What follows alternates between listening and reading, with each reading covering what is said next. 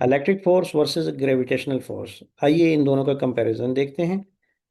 तो electric force क्या होती है, इसका फॉर्मूला देख लें। Force between two point charges को हम इस तरह से लिखते हैं। ठीक है, जहाँ पे के जो है वो इलेक्ट्रोस्टैटिक कांस्टेंट है, Q1 Q2 दो चार्जेस हैं, आर जो है दोनों के बीच में डिस्टेंस है। ग्रेविटेशनल फोर्स को हम किस तरह से लिखते हैं, force between two point masses, F equal G M1 M2 और आर स्क्वायर। ठीक है, ये हमारी रही जनाब ग्रेविटेशनल फोर्स। देखें ये यहाँ पे जस्ट मैसेज हैं, बड़े लेवल पे मैसेज हैं, यहाँ पे छोटे लेवल पे चार्जेस हैं। तो यहाँ पे के कांस्टेंट है, यहाँ पे जी कांस्टेंट, जी जो है ग्रेविटेशनल कांस्टेंट है, ये M1 M2 मैसेज हैं, आर जो है दोनों के बीच में डिस्टेंस है। तो इनका जो इक्वेशंस का फॉर्मूलेशन है ये काफ़ी हद तक एक जैसी है। तो यहाँ पे सिमिलरिटी हमें क्या नज़र आ रही है, नंबर वन, वो याद रखेंगे सिमिलरिटी जो है वो तो हमें एक तो फॉर्मूलेशन में हमें नज़र आई। दूसरी सिमिलरिटी, मजीद सिमिलरिटीज़ याद रखें कि हमारे पास ये होती हैं कि दोनों फोर्सेज जो हैं वो कंजर्वेटिव फोर्सेज होती हैं। ठीक है, कंजर्वेटिव फोर्सेज का क्या मतलब है कि दोनों वर्क डन जो है वो पाथ इंडिपेंडेंट होता है, इसको कंजर्वेटिव फोर्सेज कहते हैं। और दूसरा जो सिमिलरिटी पॉइंट है वो ये है कि दोनों इनवर्स स्क्वायर लॉ को ओबे करते हैं। इनवर्स स्क्वायर लॉ क्या क्या होता है, जिसमें फोर्स प्रोपोर्शनल है, यानी दोनों में फोर्स प्रोपोर्शनल इनवर्सली प्रोपोर्शनल है आर स्क्वायर के। ठीक है, इसको इनवर्स स्क्वायर लॉ इसलिए कहते हैं। तो ये आपने सिमिलरिटी दोनों में याद रखनी है।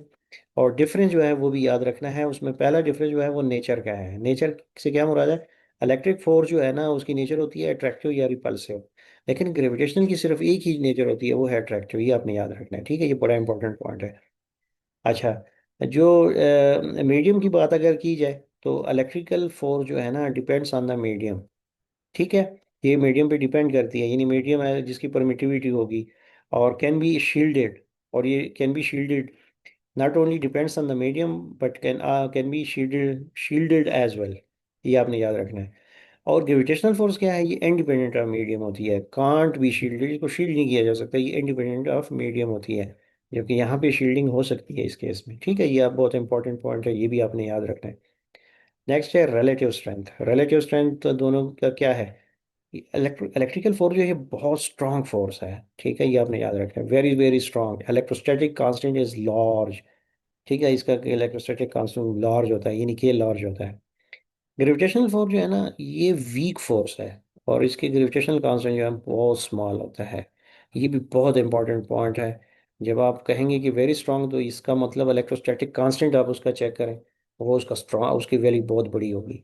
और ग्रेविटेशनल फोर्स के बारे में कह रहे हैं कि वो वीक फोर्स है, तो उसका ग्रेविटेशनल कांस्टेंट की वैल्यू देखें वो स्मॉल होगी। तो यहाँ से पता चल जाता है कि रिलेटिवली स्ट्रेंथ किसकी ज़्यादा है। ठीक है, तो ये जो डिफरेंसेस हैं ये आपने याद रखने हैं, और इन पे एमसीक्यूज आ सकते हैं और क्वेश्चन आ सकते हैं, तो ये आपने याद रखें। की पॉइंट जो है मेन वो आपने क्या याद रखें, number one, gravitational force is extremely weak compare to the electrical force, ये आपने जहन नशीन कर लें। Next, that's why every day objects are more influenced by electrostatic interaction than by the